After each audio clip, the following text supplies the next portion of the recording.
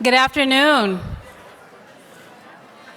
All right, we're going to try this one more time. I know it's been a long time since we've been in person for conferences, and we're out of practice, but I'm going to try one more time. So I'll say good afternoon, and you all say good afternoon. Good afternoon. That was better. My name is Chizi Igwe, and I've had the pleasure of serving the Society for International Development, USA, for about 2 years in the capacity of both a board member and a co-chair of the Young Professionals Network. My fellow co-chair, Joseph, is out here in the audience. And I work for the Greater Washington Partnership. So we are a CEO-led alliance of 40 or so of the largest employers in the capital region, ranging from Baltimore to Richmond. And I manage our inclusive growth portfolio. So it's a pleasure to be here with you all today. And before we kick off our final discussion for the afternoon, I wanted to announce a few winners from some annual competitions and contests that we host at the conference every year. So first is the innovation competition. So each year, our institutional members have the opportunity to submit their best and their brightest innovations to a panel of judges. These judges review the submissions and select a group of finalists to progress to the final round. And that final round is today, and those finalists were able to come to today's conference and present their ideas in front of a second round of a panel of judges. So I first want to give thanks to that second round of judges before I announce the winner. So thank you to Alexis Bonnell, Nick Martin, and Morag Menwa Neil Johnson. So if we can give those three judges a round of applause.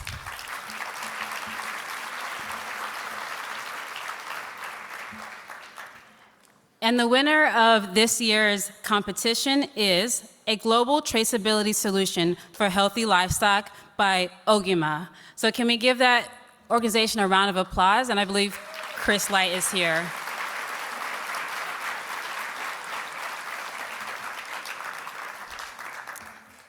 In addition to the judges' pick, we also have a popular vote each year. So attendees to the conference have the opportunity to vote for their favorite and best innovation.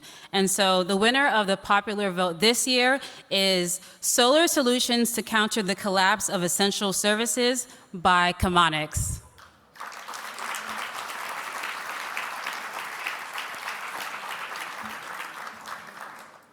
So congratulations to those two winners. Now, for the main show, the conversation today, it is my pleasure to announce our last two speakers of the day. First is Gloria Steele. She is a board member for the Society of International Development, as well as the COO of CARE International. She previously served as acting administrator to USAID. She'll be serving as our moderator for today's conversation with Scott Nathan. So Scott Nathan was recently appointed as a CEO of the Development Finance Corporation, and he previously served as a senior advisor to the White House Office of Presidential Personnel. And so they'll speak today about his experience so far, lessons learned, and things to look forward to. So with that, I want to give the mic over to Gloria and Scott, but before I do so, can we please give them a round of applause?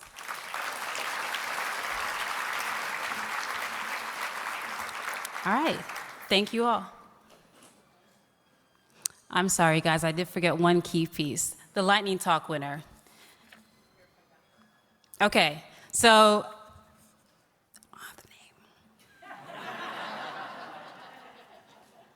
we're going to announce the winner of another lightning talk session. However, I'm going to get the name first, and then I will announce it for you all. Apologies.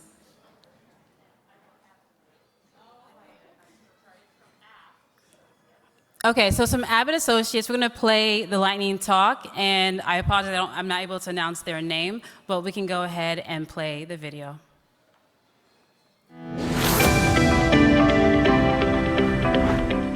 What does a tablet, a compass, and Tajikistan's cotton candy-like treat, Kajmak, have in common? I'm Sarah Marini, Global Digital Health Lead at Apt Associates. My colleague Yuli and I will share about the USAID Healthy Mother, Healthy Baby activities, digitized community and household-level data capture. This was part of our broader digital strategy that helps us improve decision-making and adaptive program management.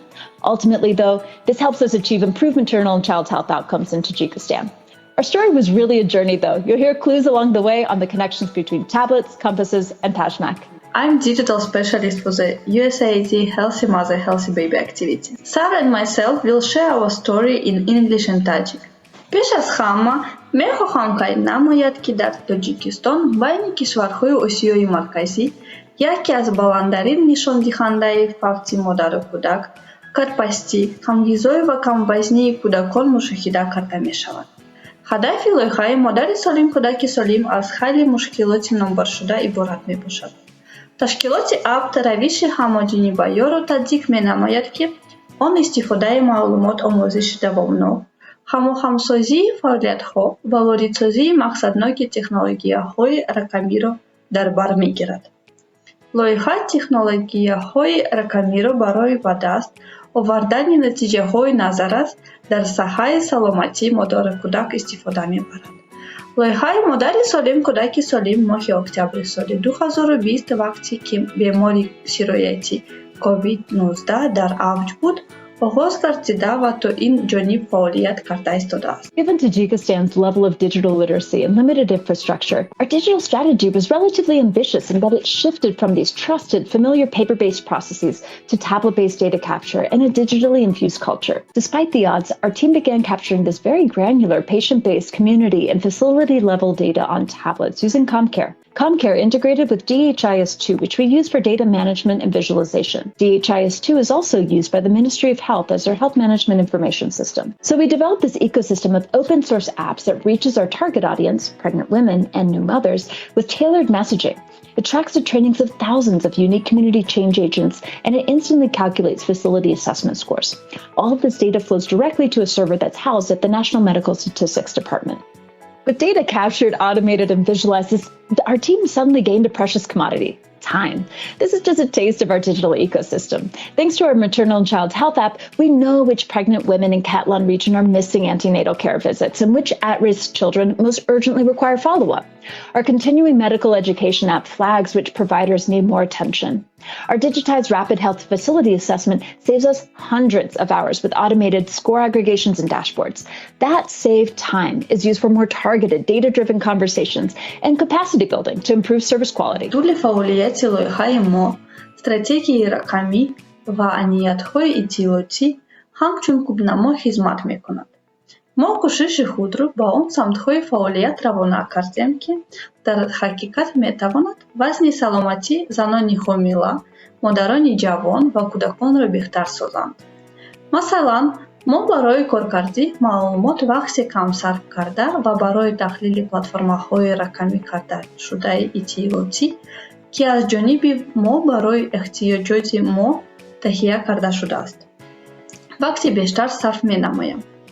محاکمه‌های طولانی دست و تحلیل نتیجه‌های معلومات روانه کرده شد. پلتفرم‌های اطلاعاتی به ما امکان می‌دهند که نتیجه‌ها را در مؤسسه‌های تندرستی عمیق‌تر تحلیل و محاکمه کنیم و معین می‌نماییم که ما باید دقت خود را به کجا روانه سازیم. ما با وزارت تندرستی و حفظ اجتماعی اهالی جمهوری تاجیکستان که لایحه مادر سالم کودک سالم را همچون راهنما برای جاری نمودن تکنولوژی‌های رقمی به سیستم می‌حسابد، همکاری زیج را ادامه داده ایستاده‌ایم. فعالیت ما با تطبیق استراتژی ملی رقمی تاجیکستان تکانت نو بخشید. Our team loves a good celebration, and thanks to their openness to adopting digital tools and reaching nearly 50,000 at-risk children in just a year and a half, training nearly 2,000 community change agents on life-saving skills and gaining hundreds of hours back, our team really did have something to celebrate. The tablets, these are our team's regular work tool. Our digital strategy compass leads us in new, innovative directions. And it's always memorable when the team can celebrate Tajikistan's improved maternal and child health outcomes with some fresh PASHMAC.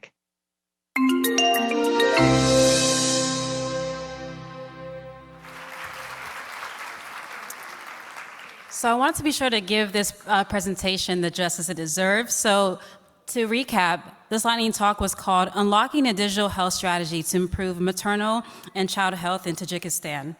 So the announcers you saw on the screen were Sarah Romarini and Yulia Rakhimova, and I apologize if I pronounced any names incorrectly, but can we please give them another round of applause?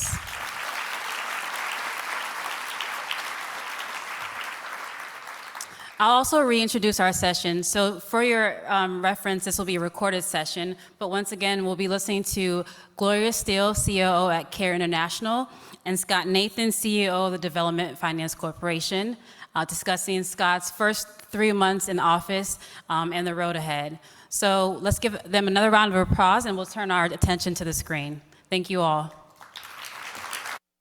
Thank you for the kind introduction. Good afternoon, Scott. It is my great pleasure to meet you. On behalf of the Society for International Development, thank you very much for joining us today. Before we begin our conversation, I would like to congratulate you on your appointment as CEO of the U.S. Development Finance Corporation. I have known and engaged with the DFC since its creation when I was at USAID. The DFC carries a big responsibility of helping to address the critical challenges that the world faces today. And with your background and experience, you're the perfect leader to help DFC carry out its mandate. Again, thank you so much for being with us today. Well, thanks, Gloria. It's a pleasure to be here. And I'm very glad we were able to arrange for this conversation to be part of the event for SID. So thank you so much. I know that our audience is excited to hear from you, and I'm excited to hear from you. So let's get started. My first question, through the BUILD Act, DFC received new authorities. How are you using your new authorities and tools to tackle the global challenges that the world is currently facing today? Well, that's a great question. You know, the BUILD Act was passed in 2019. DFC launched in December of that year. So we're a relatively new agency, but we do have a much expanded set of authorities and tools. First and foremost, we have more resources to invest. The BUILD Act more than doubled what our predecessor agency had, OPIC. Our investment capacity is now $60 billion. We also have new tools to support businesses at an earlier stage, equity being the most important one. We previously were able to only do loans, loan guarantees, and political risk insurance, but now we have the ability to make equity investments. Furthermore, we have the ability to make grants of technical assistance to help companies increase their development impact and prepare for more significant financing transactions, which is really what the DFC's purpose is, to crowd in private capital to these projects, transactions, and situations. So the technical assistance grant to make transactions more bankable, companies more able to accept financing is a critical tool. You know, we also have some smaller programs to promote investment in smaller and earlier stage situations. Our portfolio for innovation and impact, which finances transactions between $1 million and $10 million that promote innovation and impact. This is a really crucial program that we're putting a lot of emphasis on. And in addition, we just launched a partnership called the African Small Business Catalyst Program. It's a partnership with the U.S. African Development Foundation, and it will provide loans of less than $1 million to worthy projects in Africa. It's also important to note that as part of the BUILD Act, the U.S. Nexus requirement was removed, and that enables us much greater flexibility to partner with host country businesses and to directly finance these local companies, thereby diversifying our client base and helping to ensure that we're able to make an impact. It's important that partners are aware of this change. We've been working closely with USAID and the State Department, Commerce Department, to host a series of business development town halls that have reached over 1,000 businesses in Africa to make businesses aware of our new tool set and authorities. And finally, I think it's important that with this new set of authorities and tools, we are able to focus on newly emerging development challenges. And a great example is what happened in the aftermath of the pandemic, where we were able to pivot very quickly, launch an initiative to deal with healthcare and the pandemic. And we've already committed more than $2 billion in this area. It's a huge increase over prior years of our activity. So it's important that we have that flexibility to really address the problems that are current and developing today. That is wonderful. I'm so glad to hear that you have all these tools and the increased resources. Definitely, they are much needed, especially at this time. But given the growing number of critical issues that the DFC could be working on, from soaring poverty levels to lack of access to healthcare to the growing threat of global hunger, how are you going to prioritize? How would you prioritize its effort and attention to make sure that we get the biggest impact out of the resources and tools that you have? A great question. First and foremost, and this is in line with the purpose of the BUILD Act and the idea behind creating DFC, we're prioritizing investments in low and lower middle income countries. That's really one of the major changes for DFC over our predecessor agencies. We're active in about 100 developing countries in sectors ranging from energy and infrastructure to agriculture and healthcare. And this is in line with the priorities outlined by President Biden and the Biden-Harris administration. Our sectors where we're prioritizing our efforts include climate mitigation and adaptation, making sure that there's sustainable, clean sources of energy in the developing world.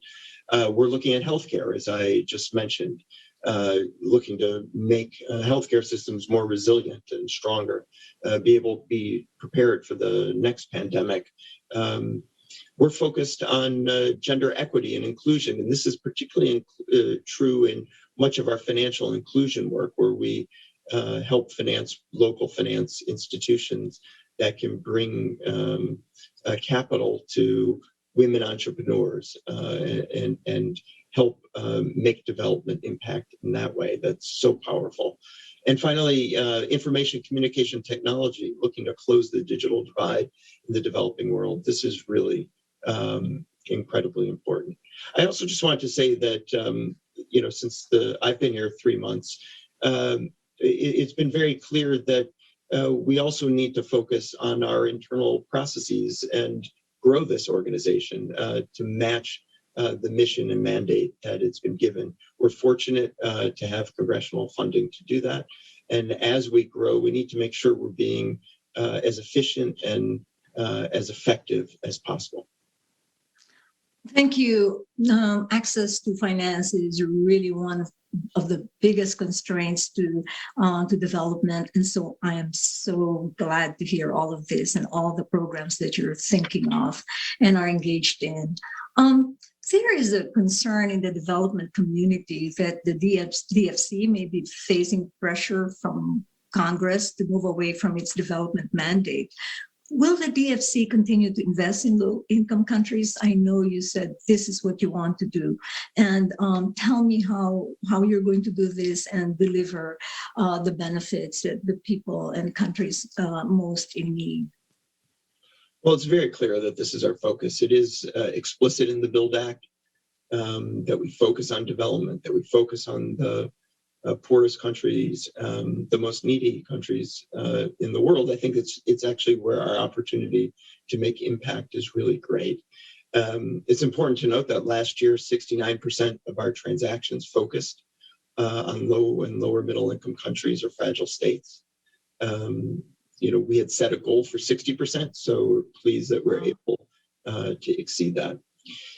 It's also worth noting that we extensively screen all potential investments to really make sure that they're focused on developing a significant and sustained positive impact in the countries where we operate. We carefully screen and evaluate all potential transactions for development impact. And just as important, we continue to monitor this impact over the life of a project. We have a tool internally called Impact Quotient Iq, that's really, we've developed as a modernized measurement tool. And it was launched around the time that DFC launched to make sure that our investment decisions and our monitoring over time has a sort of intellectual and even quantitative framework for thinking about the development impact of our individual investments. You know, it goes beyond thinking about the income classification of countries, though. We're trying to reach underserved communities within countries, whether it's refugees, rural communities, women, people who may not have access to essential services. You know, we're working to find these kinds of transactions. You know, a good example is DFC is supporting refugee communities in Jordan and Lebanon through a transaction with the Near East Foundation to provide training to help marginalized refugees launch micro-enterprises. We have another project to improve food security in Niger with a loan guarantee to help a local bank increase lending to SMEs in agriculture, livestock, and the food value chain sectors. You know, these were sectors that had only accounted for a fraction, I think only 1% of that bank's portfolio previously before our involvement. So we're always looking for these kind of transactions. But there is also the possibility of larger scale strategic transactions that have foreign policy objectives that can also advance development. You know, we're involved in the Republic of Georgia, helping them with a port on the Black Sea coast, which I think is going to play in the aftermath of the Russian aggression against Ukraine and the war there. This port in Georgia could play a really critical role in the region in post-conflict in helping provide commodity access to ports so that food can get out of the region. It also helps Central Asian nations export fertilizer, which obviously has huge downstream developmental impact. So it really, at the end of the day, you know, we think that the foreign policy and development goals go together. Good development is really good foreign policy. And we're committed to supporting transactions that improve lives and strengthen economies throughout the developing world. Thank you. Your mention of your project in Georgia brings us to my next question. When OPIC was first established, it was to support the Marshall Plan's goal of helping to rebuild parts of Europe. Fast forward to today, the world is once again focused on Eastern Europe. And you talked about your work in Georgia. Can you tell us more about how the DFC is helping to mitigate the secondary impacts of the war in Ukraine? In particular, how is the DFC planning to address the resulting energy crisis and the global hunger that may and will result from the war? An important question. You know, we have a long history. Our predecessor agency, the Overseas Private Investment Corporation, had a long history investing in Eastern Europe extensively following the fall of communism.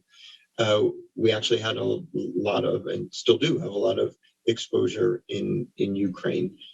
So we do have a history of working in the region. You know, particularly in thinking about supporting sovereignty and stability in Ukraine and many of the neighboring countries from the early days of their independence. So really 3 decades of work in this region. I see our possibility to help in sort of multiple layers. The first is the food security issue that I was just talking about a moment ago. I think everybody knows the huge impact that this conflict is having on the production of grain and, as important, the transportation and distribution of grain. So we're actively working with our interagency partners, especially USAID, to boost global food security efforts. We've committed several $100 million over the last few years to food security efforts, and we want to build on this and expand it.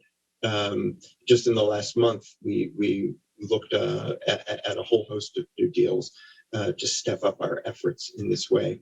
And this ranges from food security in Ukraine itself, helping with the planting season, with the potential to finance seeds or fuel equipment, all the way through harvesting and transportation, but even more the downstream effects throughout all the countries that were dependent on this grain, whether it's other sources of grain, fertilizer, storage, transportation, et cetera.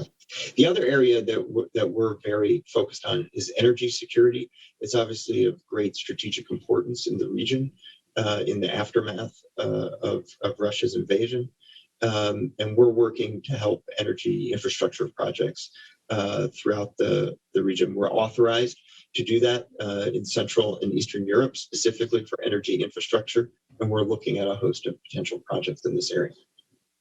It's so wonderful to hear your projects in energy and food security, two very, very important areas. Earlier, you talked about working with other U.S. government agencies such as USAID. I'm sure you're working with the Department of Commerce and, of course, the U.S. State Department. Can you give us an example or two of how you're working together to advance our government's international development objectives? So you've talked about the work together, you work together in Ukraine. And are there other examples that you could talk about to illustrate the interagency collaboration to advance the U.S. government's development mandate? Well, first I should mention, as you well know, Gloria, we have a board of directors, which represents many of our interagency partners. The chair of our board is the Secretary of State. The vice chair is the administrator of USAID. Commerce, Treasury also sit on our board. But that's just the beginning. I mean, we're involved in many cross-U.S. government initiatives, such as Prosper Africa or Power Africa. And we work really closely with USAID. When we were created, the Development Credit Authority from USAID was moved inside DFC, and we created the Mission Transaction Unit, which really has strengthened our ties with USAID by integrating their Development Credit Authority into a new department. It works with missions, USAID missions around the world to identify challenges and mobilize private investment, source deals to tee up for our financing. You know, I can think of many examples, but one recent one was we supported a loan guarantee to the Cordaid Foundation through the Mission Transaction Unit to support lending in SMEs in Africa's Sahel countries, including Guinea, Burkina Faso, Mali, and Sierra Leone. And you know, these are some of the most difficult countries in the world for us to operate in very fragile economies. But through working with USAID and the MTU, we were really able to find this opportunity to strengthen local economies and create jobs. You know, another example is $100 million loan portfolio guarantee to support women-owned, led or supported businesses in partnership with MasterCard.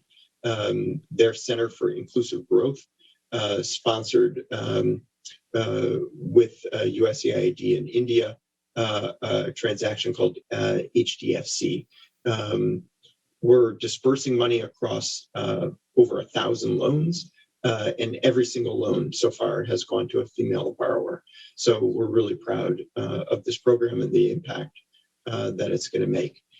Each USAID mission has a DFC liaison, so we want to keep this flow of projects going, and they serve as you know, a great resource and conduit for our deal flow. I remember when those positions were being created. I remember them very well. And I am really very proud of accomplishments in loan guarantee programs. I think they've been one of the most successful ways of improving financial inclusion. So thank you so much for that. You mentioned earlier about the importance of tracking your impact. And as you know, accountability and transparency are keys to building public trust. As CEO, what are you doing to foster a culture of transparency and accountability within the DFC? Well, it's an important question. And really, my management philosophy is to make sure that we address issues just straight on. I've tried to send the message internally that we need to surface any potential issues early and openly, not create an environment in which people are afraid to do that. We want to constantly improve. And so we really need to be honest with ourselves in order to do that. But there's also a lot of important initiatives going on in this area across the development finance community. We're proud to be a part of the Publish What You Fund DFI Transparency Initiative. I think this is an important initiative, one that we're working with to improve practices and make sure that there's as much transparency as possible. We've been working on our website. That's an important tool for transparency to make sure the data that is on the website is accurate, that there's great accessibility to it, and that we have as much data as we can out there. And we're working to internally make sure that our data sets about our projects are really as detailed, accurate, and accessible to us as possible so that we can constantly improve and work with our external stakeholders so that they have greater visibility into our work. Thank you. I understand that as of 2018, low-income countries received only about 6.4% of commitments by development finance institutions and MDBs, multilateral development banks. How is the DFC working to take more risk in areas that are critical to low-income countries in Africa and around the world, while maintaining your mandate, following your mandate of ensuring commercial viability? Yeah, so I mean, that's the challenge, to make sure that we do find commercial projects, that we do bring in the private sector. But you're right, we are supposed to be focused on the poorest countries of the world. I mentioned earlier our commitment to have at least 60% of our projects focused on these countries. That's our goal, and we're currently exceeding it. And I hope that we're able to continue that. One of the important developments in the BUILD Act and when DFC was created was to have an additional position of a chief development officer, who would really help address this specific question. So the CDO, the chief development officer, has a lot of responsibility for that. But it goes beyond the CDO's office and their team.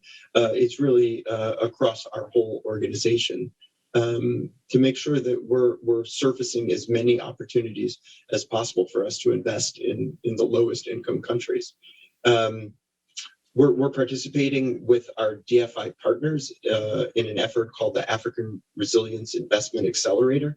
We think that this is potentially one way that we can help identify the challenges and opportunities that exist in fragile states and potentially develop more deal flow there to make a difference. We've already participated in scoping missions in Sierra Leone and Liberia, and we're hoping to do more. But it really is an overall effort to make sure that we're surfacing as many potential transactions and bringing in the private sector to these countries, because you're right, the importance here is incredibly high. I'm so glad to hear that, Scott. I think providing finance, making finance available to these countries, giving them that option is really important at this time. And so thank you so much for your working on this and making sure that it is something that the U.S. government can do to fill the gap in finance in developing countries. I have one final question. One of the themes of this year's annual SID conference is resilience. I know that you've been involved in various environmental advocacy efforts in the past. I realized that this is an area of deep interest to you. Can you talk about a little bit about DFC's role in promoting resilience through its climate work? You mentioned it briefly earlier, and I was wondering if you could talk a little bit more about it. Yeah, of course. It is an area of strong priority and focus for President Biden and for the DFC. We have a chief climate officer who, along with his team, is focused on helping to surface as many projects as possible, both in mitigation and adaptation. The challenge is finding private projects in adaptation, and I think we're making progress in this area. We work closely with our interagency partners, whether it's the special presidential envoy, Kerry, and his team at the State Department, or throughout the interagency. We're looking for these kind of projects to protect ecosystems and advance energy efficiency and help vulnerable groups, such as smallholder farmers who are dealing with extreme weather.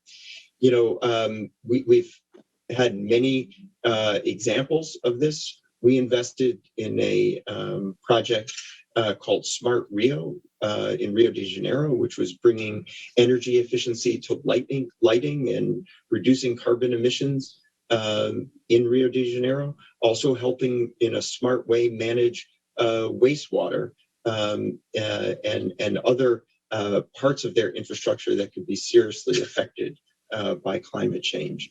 We've invested in some funds that are focused in this area, including one called INSU Resilience Investment Fund, which is working to develop affordable insurance products to help protect smallholder farmers from the effects of extreme weather. And we announced last year that our political risk insurance was a key part of a project that the Nature Conservancy did, Blue Bond transaction in Belize, to raise money for marine conservation, coral reef, mangrove restoration, but also economic diversification and to help sustainable tourism, all while sort of promoting the coastal livelihoods and protecting the environment in Belize. This is a kind of sort of multi-factored transaction that we think really makes a difference in helping with resilient communities. We're looking for more transactions like this because this is really one of our top priorities. Thank you so much, Scott. Your work in climate and in promoting resilience is really important. Again, thank you so much for making the time to be with us today to share your reflections about DFC and its important development role. I wish you all the best as you lead DFC, especially during these particularly difficult times. Gloria, thank you. It was a pleasure to have the opportunity to speak with you and to the SID-Washington conference. I really am grateful for the opportunity, and thanks for your terrific questions. Thank you.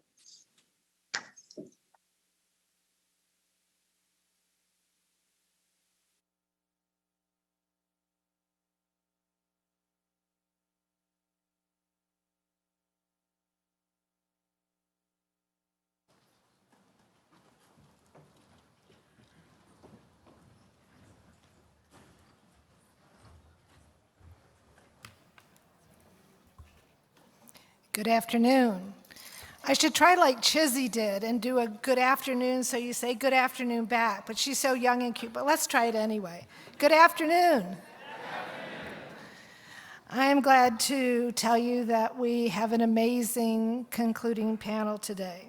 As we look back on an amazing, inspiring day of conversations, I want to remind us of the theme of the conference, written all over here, inclusive development, a healthy, prosperous, and resilient planet for all.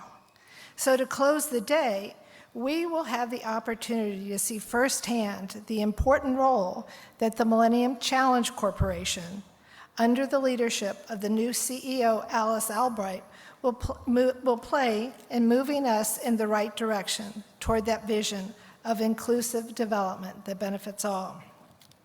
I'd like to introduce Wade Warren, Chair of the SID-US Board and Chief Strategy Officer for International Development at Deloitte Consulting. As you know, Wade was former acting administrator of USAID, which was the culmination of an exemplary 27-year career. Alice Albright is the new CEO of the Millennium Challenge Corporation. Prior to that, she was CEO of the Global Partnership for Education for 9 years. Prior to that, she served as the Executive Vice President and Chief Operating Officer of the Export-Import Bank. She also served as the Chief Financial Investment Officer for Gavi, the Global Alliance of Vaccines and Immunizations. And before entering the nonprofit sector, she held a variety of positions in financial firms, including the Carlyle Group, Citicorp, Bankers Trust Company, and J.P. Morgan.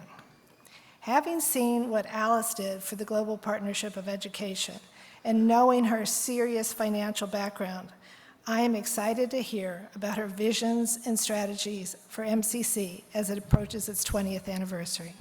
Over to you, Wade. Thank you, Anne.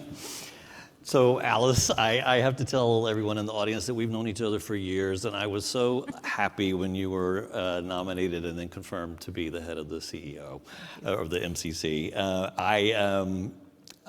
And I was even happier when you agreed to come speak to us this afternoon. We want to give you a platform since you're new at the Millennium Challenge Corporation to talk to us about your vision, but it's a perfect way for us to cap off a long day of great sessions at the SID-US conference. We have about 600 people in the room here and another 600 or so online, so it's a great audience. I wanted to start out by asking you just kind of a basic question. I think most of the people in the room have some familiarity with MCC and what it is, how it works. But just to level set everyone, can you talk to us a little bit about the agency, what makes it special, how it works, and then we'll get to some more substantive questions. Sure. Well, let me start out by thanking Anne for that kind introduction and you, Wade, for inviting me. It's wonderful to be here with you all, and I understand there's an important change in store for SID from becoming SID-Washington to SID-US. So I'll have to learn more about that, but congratulations to all of you on that. And I see lots of familiar faces in the crowd, so it's wonderful to be back in touch, be back doing things in person. Hopefully it stays. And I also understand that I'm the last speaker between now and a reception, so I better speak quickly. So I've been at MCC, I guess, for about 3 months, and it is a delight and an honor to have been nominated by the President to take on this position. I've enjoyed it thoroughly. For those of you who don't know all the ins and outs of MCC, it was created in 2004. Its mission is to reduce poverty through economic growth. We have a very distinctive model. We are a grant maker, which in an environment of increasing indebtedness and increasing interest rates really makes a difference. We work at the moment with low-income and lower-middle-income countries. And then we have a very rigorous process for identifying which amongst those countries qualify for eligibility for MCC grant money. And many of you will be familiar with our scorecard, which assesses countries based on 3 dimensions in no particular order: investing in people, ruling justly, and economic freedom. And within the ruling justly piece, there's some very important measures around democracy and combating corruption. So once a country actually crosses the scorecard, passes the scorecard, and I can talk about that more in a minute, it becomes eligible for funding. We have 2 different types of grants. One is a threshold, which I will say in shorthand is more of a starter program for countries that don't quite pass the scorecard or all of it. And then for countries that do pass the scorecard, we have a compact. And the compact in dollar size ranges, on average, it depends on the country, between, let's call it $300, $400, sometimes $500 million.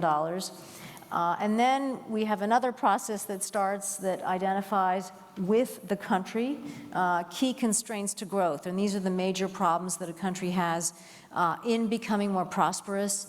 And countries very much participate in that analytical effort. It is by no means a one-sided conversation.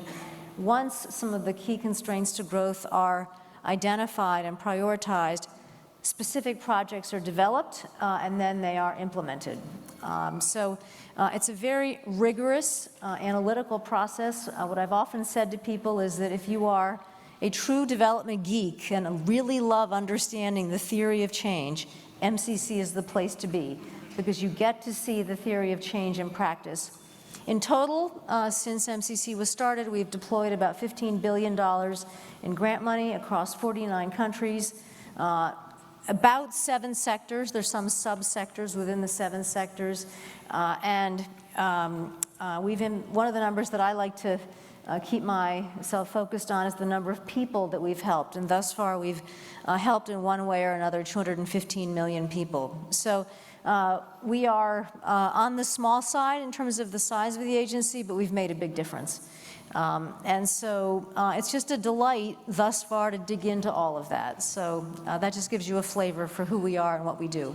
That's great. I always have been a fan of the scorecard. I think a lot of the development geeks in the room appreciate the value that it brings to the whole development enterprise. And there's even this, as you know, of course, this notion of the MCC effect, where countries strive to improve their performance so that they can pass the MCC scorecard. And I think that's great. Well, I agree with you, and it has a noticeable effect, and I'll give you 2 just specific reflections on that. Of course, everyone knows there's what we call World Bank IMF Week at the end of April, and a lot of delegations come through town. And a number of the delegations that we saw were countries that are not eligible yet for MCC funding, but want to become eligible, and wanted to come see us to find out specifically how they could become eligible. So just think about that. There's a very powerful incentive effect around the values that are expressed in the scorecard that countries want to aspire to. So that's, I think, a very distinctive feature. I remember in the interview with Scott, there was the whole discussion of transparency. For anybody that wants to become a scorecard geek, they're all on our website. And not only can you look at the ones that are there now, but you can look at the ones from throughout history. And they're worth studying, actually, because it's all third-party data.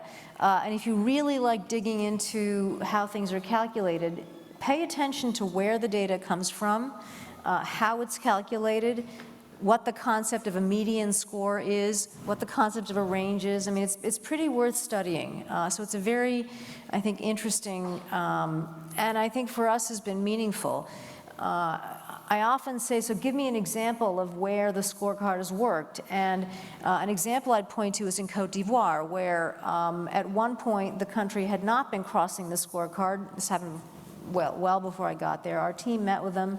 There was a conversation about how could something change in order to pass the scorecard. In this case, it was about rights for women. The country passed a law to give greater rights to women, and now there are greater rights for women in Cote d'Ivoire on account of our scorecard. Another example, which I just saw very recently during my trip to Lesotho, was that, and we had just signed a compact there, but we had some concerns about rights for women also in Lesotho, and there had been a law there that meant that when a woman's husband passed away, their land would be given to her brother-in-law, not her.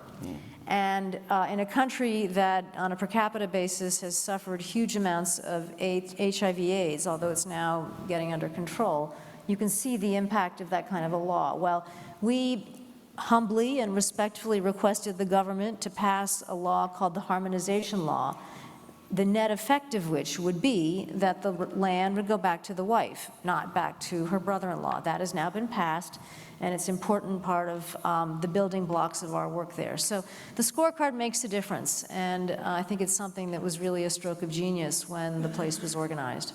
Yeah, I agree with you. I want to ask you a little more in a minute about your trip to Lesotho, but first I wanted to ask you a question. You've been at the MCC for about 3 months. What are your first impressions, and have there been any surprises? Well, it has really been a delight. I mean, every day is more interesting than the previous day, and I just can't state that enough. And it is, I pinch myself every day walking in. How lucky am I to be there?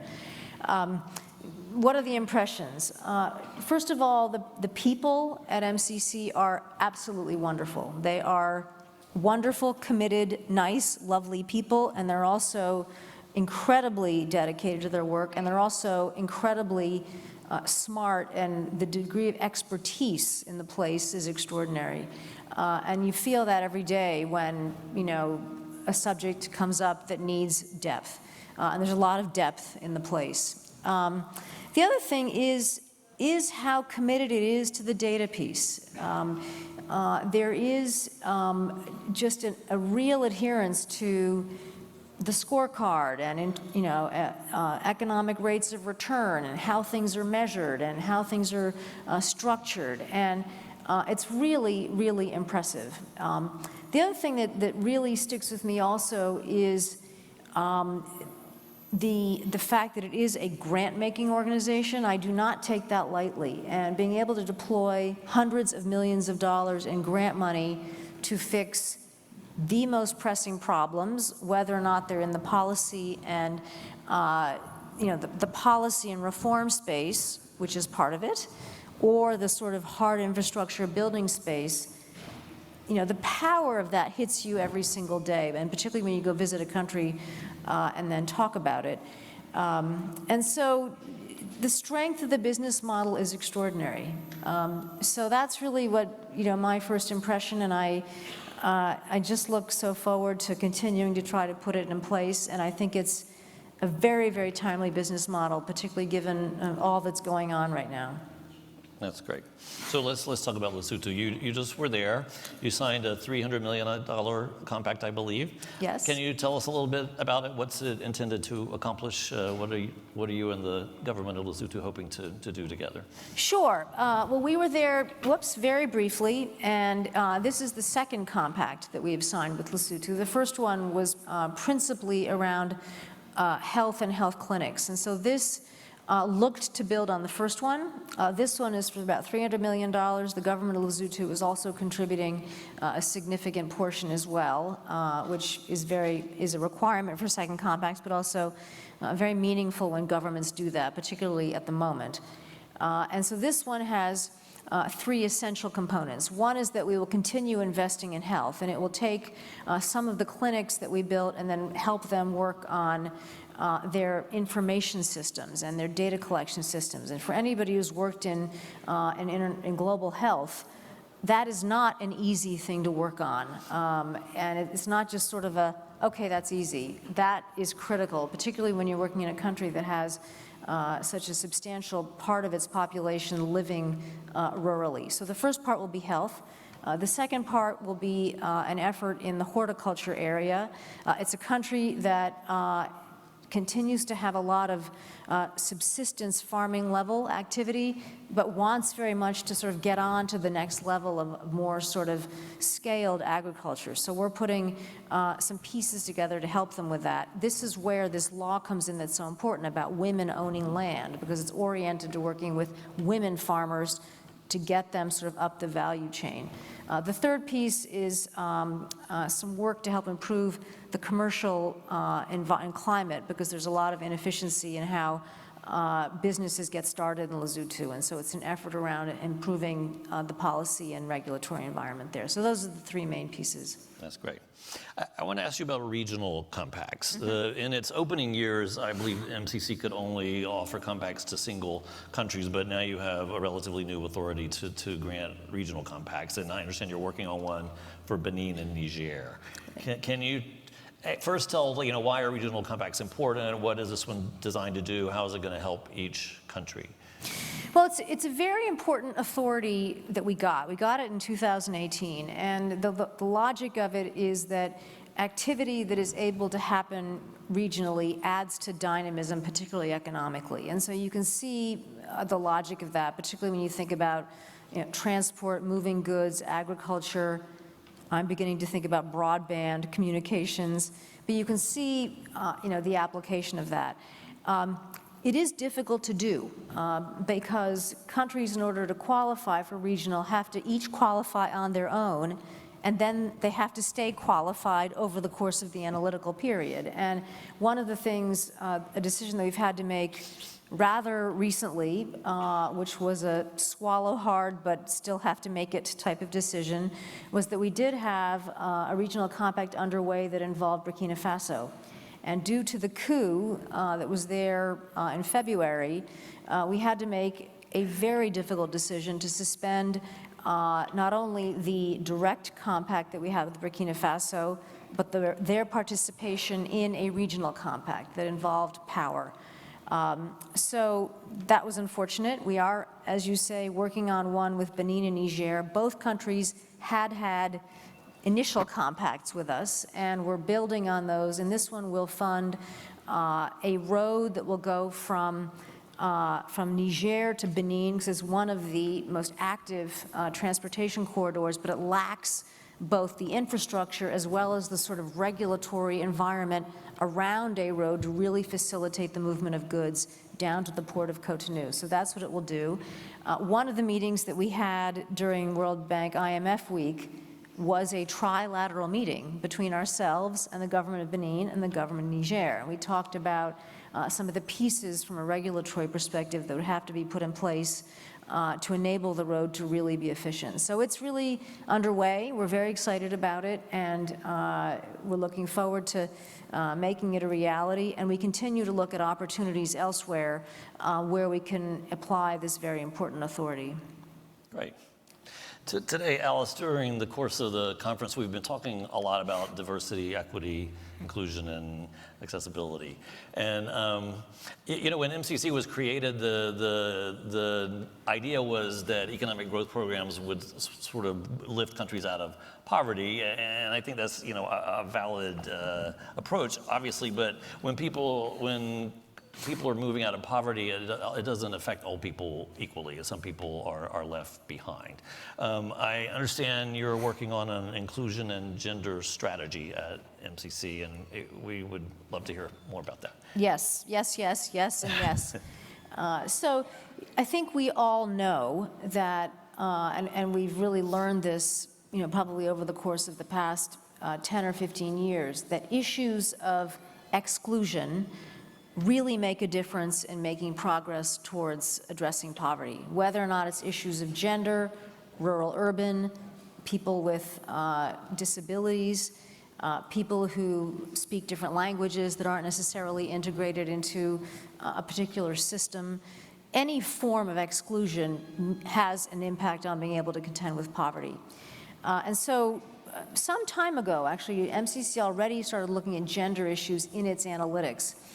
We are stepping that up and are finalizing a new strategy on gender and inclusion, and it will begin to really add a couple things to the equation. One is that we are looking at how our upfront analytics take into consideration issues of gender and exclusion, and wanting to go to the goal towards inclusion, and that will happen systematically and routinely. But we have some work to do to really make sure we've got the analytics right. And as we all know, the data is not readily accessible on this one. The second step will be program design, because we also all know that saying gender and inclusion is not good enough. You have to do it and put it into your programs on a routine basis. And I think one of the opportunities that MCC can bring to the table here is that because a part of our work focuses on policy and institutional reform, in addition to funding the building of things, we can talk to governments about areas where there are some improvements necessary. And I've already cited some examples. So I think that our model really lends itself to making progress on this, and it's something that, and this will not surprise anybody, I am deeply committed to. And I will pay close attention to, and whenever I get a chance to really dig into whether or not a program really gets at the issue of gender inclusion, I'm going to do that, because it's something that I know is very, very important to our making progress. And everybody's very receptive on that. We also are thinking about our internal work. We have just launched a DEIA strategy. It is DEIA. We've just hired this past November a chief diversity officer. We've just reconstituted our diversity council internally, and we now have a number of different work streams internally about how we operate around the overall agenda of DEIA. And one of the things that I think is interesting for a development agency is to ask the question how our external focus links to our internal focus, and they certainly do. So it's very much top of mind for us on both dimensions, the external and the internal. Great. We had a DEIA panel over lunch, and your chief diversity officer was a speaker there. So Tracy. Yeah, Tracy. My so friend she was Tracy. Great. Yeah, it was great. She's great. It was great to have her. We were listening a few minutes ago to the conversation between Gloria, Steele, and Scott Nathan, and they talked about resilience and climate change. And I was going to ask you kind of a similar question. The world has changed a lot since MCC was formed. There are innumerable crises that we're facing right now: war, COVID, climate change. Yes. How do you see as your MCC's role in addressing those, and particularly maybe if you could talk about climate change?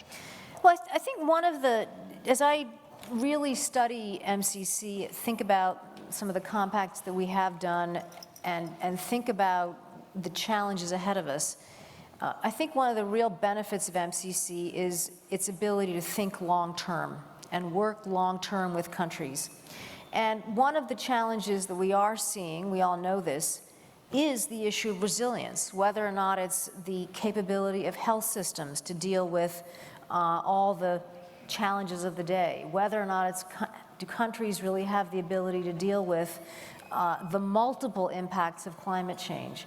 Another one that we're going to have to start thinking about again is food insecurity and the ability of countries to sustain their own internal agricultural capabilities and not be importing a lot, because we're now seeing the impact of that. And because MCC can work on both the policy and the institutional reform side and the infrastructure and delivery side, we can help countries think long-term about resilience. And we've already done it. I talked about health in Lesotho. That government's ability to begin to improve its health standards is a function of its ability to strengthen its health system. We do work in education. One of the things that we've just been, before I was in Lesotho, I was in Belize. We are starting discussions with the Belize government about their constraints to growth. Secondary education is going to be most likely one of them. And so we may have some opportunity to work on strengthening their education system in the upper end. In terms of climate, we have been engaged in the whole area of climate for a very long time. Our work tends to focus on what we call climate resilience. And so countries will often look at their work with MCC, but through an additional lens of where are the climate vulnerabilities. So if a country, for example, looks to build out its road network, it will look to build it now with materials that are resilient to hurricanes and typhoons so that the road lasts longer. And there's multiple examples of what we call climate related. And so as our work unfolds, I think that will be our sweet spot. And we're very enthusiastic to help countries think about climate resilience, transitioning to a green energy future, being able to have the funding that they need to work on their national commitments, and the various different pieces of the overall climate agenda. That's great. You know, those of us in the development community often talk about the financing gap, the reality that donor agencies will never have enough money to address the development challenges of the world. Administrator Power was here this morning and made that same observation. How do you see the MCC's role in sort of addressing the financing gap that we're facing? Well, there's no doubt that it's a gap, and it's a big one, and it's growing. And no donor government lives in a world where it can have all the money that is necessary to do its share of filling the development gap. But there's also I think, an additional dimension to it, which is how do you create the right conditions for the private sector to come in and have the private sector and the public sector sort of work in concert with each other. And I think this is where MCC can play a particular role. In some cases, when we talk about policy and institutional reform, it is around addressing issues of a regulatory nature that are often blockages to private sector wanting to come in and do stuff. So that's one way that we work. We also have a growing list of ways of working that looks to leverage in private capital through different forms of blended finance, and we're very excited about that. One of the things that we have just started doing is working with the DFC, we call the American Catalyst for financing development, and we're looking forward to putting that into place, and that's a way of working with them to actually attract private capital. We're also working with a couple of other organizations to specifically identify where they see gaps in their own capital structure that could very reasonably be filled by grant financing. So there's, and I could go on and on and on. I mean, there's many different pieces to it, but I think that one of the things that's unique about MCC is we are grant capital, so that gives us some special capabilities. We can work on the regulatory environment, and all of that does create a more hospitable pathway for private sector capital to come in. So it is something that I think it's important for us to keep top of mind. We also should be working very closely with DFC and with USAID on this one, because it will be a case of not just 1 + 1 + 1 = 3, but much more than that if we get it right. Yeah, that's right. So I want to ask you a last question. MCC turns 20, I think, in 2024, and I understand you're starting to plan MCC at 20. So I wanted to just give you an opportunity to talk about what do you see for the future of MCC? What's your vision? What does MCC at 20 look like? Well, it's not just going to be a birthday cake. No, we have been immensely fortunate to be able to look backwards at what do we do well, but also looking forwards at what is the landscape ahead of us. And we've touched on the crises of the day. Post-COVID, I hope we're post-COVID. Post-COVID, food insecurity, needing to transition to a green energy future in one way or another, thinking more systemically and comprehensively of issues of inclusion, and very sadly, as a result of the crises that we've been through lately, the number of people who live in poverty has gone up and not down. So we've lost ground, and that's, I think, an important factor to think about. So against all of that, we are asking ourselves, what can MCC do to really make a difference in our next 20 years? So some of the things that we're thinking about are the size of what we call our country candidate pool. Right now, we are limited to low-income and lower-middle-income countries for obvious reasons. But when we think about the incidence of poverty, there are some places that may, on paper, be an upper-middle-income country or the low end of an upper-middle-income country, but may be suffering significant poverty in areas. So we're looking at whether or not the candidate pool should be expanded, but still have to go through the rigorous process of a constraints to growth analysis, picking good projects, the scorecard, and all the analytics that I described earlier. Because the world is getting more poor and not less poor. And so if we look at, depending on the size of what that might look like, there's all kinds of ways of measuring where does poverty exist, depending on the range of countries that you're looking at. We have a lot of work going on internally about how to move faster. On the one hand, we want to do our work judiciously and carefully, but we also want to move faster. So we're looking at some internal things that need to be changed. Those who are reading carefully our fiscal 23 budget request, which is very much top of mind for us, will notice some very specific asks. One is being able to do a threshold after a compact. When we were first set up, that was not allowed. We're asking for that because It's a very specific reason. Countries are on different trajectories in terms of their adherence to democratic governance. And in some cases, it makes sense to be able to do a threshold after a compact if there's been a significant amount of change. So we're hoping that we'll be successful at getting that in place with the Hill. We're also looking at whether or not the 25% cap on doing lower middle income countries continues to make sense. And I think given what I just said about the changing scope of poverty, it may no longer make sense. So these are ways of looking at our overall footprint. There's a lot of changes that I said going on about the how we work. These are some internal changes. And all this is a way of making sure that MCC can do the very best job that it can over the next 20 years at helping the poorest people in the world where the needs are the greatest. That's great. I understand you have budget hearings next week. I wish you good luck. We're just so happy that you came and spent some time with us. Well, thank you. It's a delight, and I hope I get a chance to work with all of you and engage with all of you. I'm always eager at hearing what people have to say and learning from everybody. So don't be strangers and come visit us. And you have a room full of extremely eager participants. So thank you. Thank you. Bye. Thank you. Thank you.